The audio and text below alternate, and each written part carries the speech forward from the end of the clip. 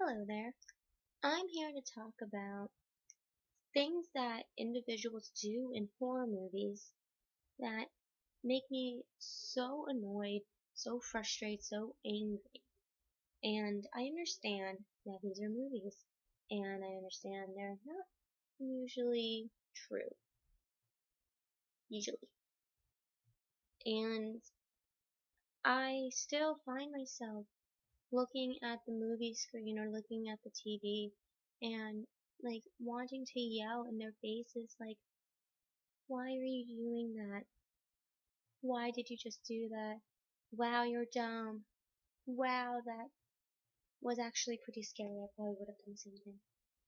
Um, so I decided to come up with a list. Number one,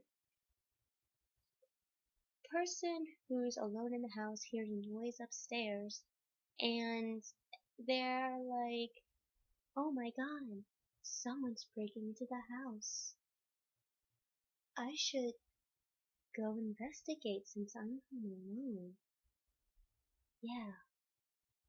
And they go upstairs with no weapons of any sort and investigate. Now, I understand that if there's someone breaking a house, you want to go investigate because you want to stop them, and I understand that. But why are you going to go investigate with no weapons? And even if it is a demon or spirit, you're probably going to get destroyed. So yeah, I understand that. Number two, when they know it's haunted, and the place is haunted, which is completely fine, some people love that type of thing, and they go up into wherever the attic or the upstairs rooms with a gun or pepper spray, a spatula, and they're like, that must be the demon. I'm gonna go fight it, 'cause this is my house, and I'm not gonna let a demon live here, no siree. This is my house, you need to leave, I was here first, which is usually not the case, and I'm gonna fight you. I'm gonna be the hero. I'm gonna be a trophy. No. They go upstairs with this gun and try to shoot something that they can't physically grab. Try to pepper spray something they can't physically grab. Not really sure what we're going to do with the spatula except bake the demon a cake, but actually maybe the demon liked that. Maybe that's all they wanted. Maybe they just wanted a cake. Have you ever thought about that? Why do you always think about yourself? Maybe the demon wants cake. You never offered it a cake. Number three. When the daughter or the son gets possessed and there's an priest or a rabbi in the house and they try to exorcise this person and the person runs out of the house still possessed and the people go after them.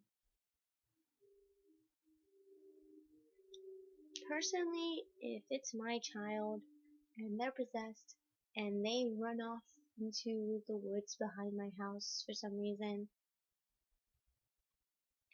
I'm not gonna go after them, I'm sorry. If people ask me, oh my god, what did you do? I'm gonna be like, she needs some space. She's going through some things. She'll be fine. I don't have a daughter. I'm not gonna go after someone who's possessed. They are not my daughter anymore. That is the demon's problem now. They can keep them. I'm gonna leave. Probably burn the house on the way. I am not gonna be like, oh Billy Bob, Sydney got possessed again and choke a priest with one hand. She ran off into the back. We better go after her. No, Sydney will live on her own. She'll be fine. Number four.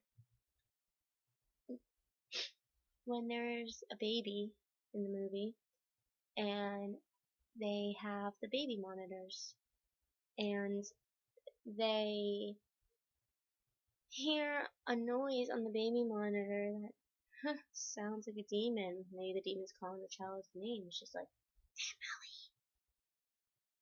and the parents are like, oh my god, we're gonna run upstairs, grab our child, go back downstairs, and run out of the house so the demon can't do whatever to the child.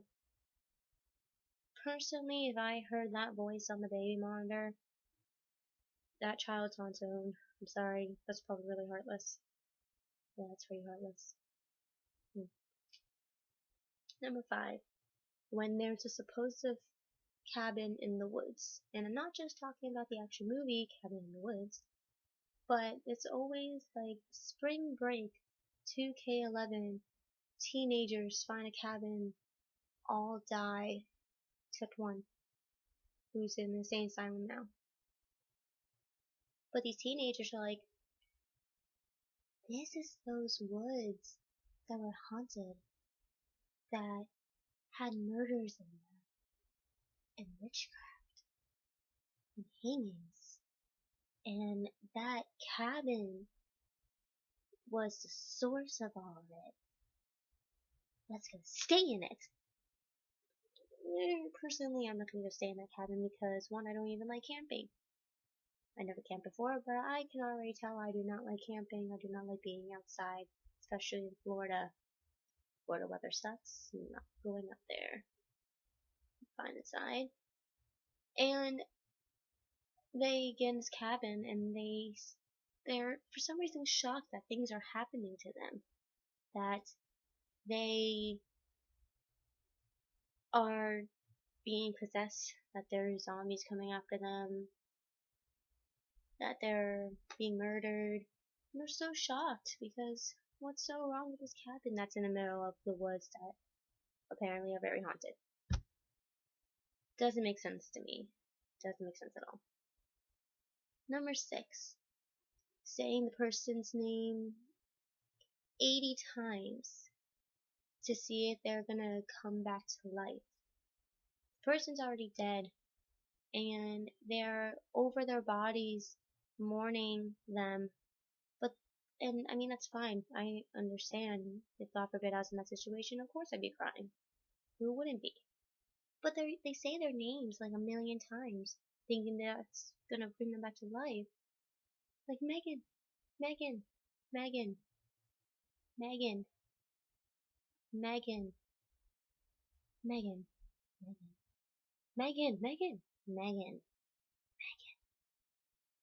Saying their name a million times is not gonna bring them back to life, and they're gone.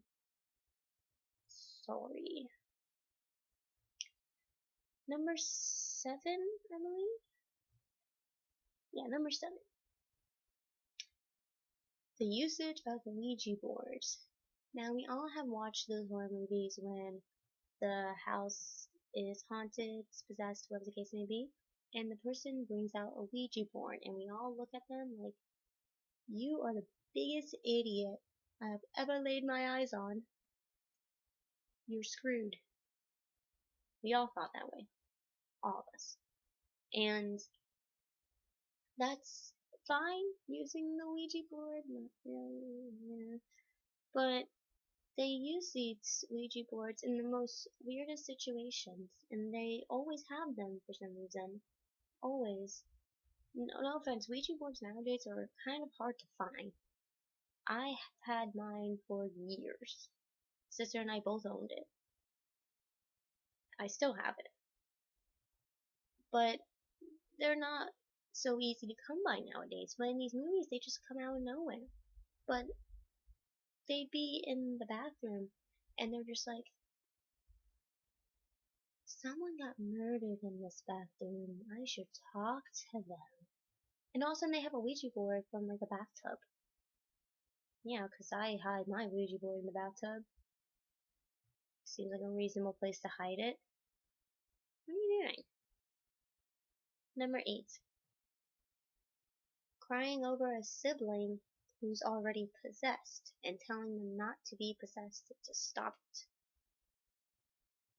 That's like telling me to stop eating a piece of cake. It's not gonna happen. I am gonna devour that cake. Same thing with possessed people. You can't just look at them and be like, you stop that. You stop being possessed right now, you little brat. You stop that. Honey, it's not gonna work. And they're just like, please stop being obsessed. Obsessed. Obsessed. Not obsessed, possessed. And that ends that segment. Number 9.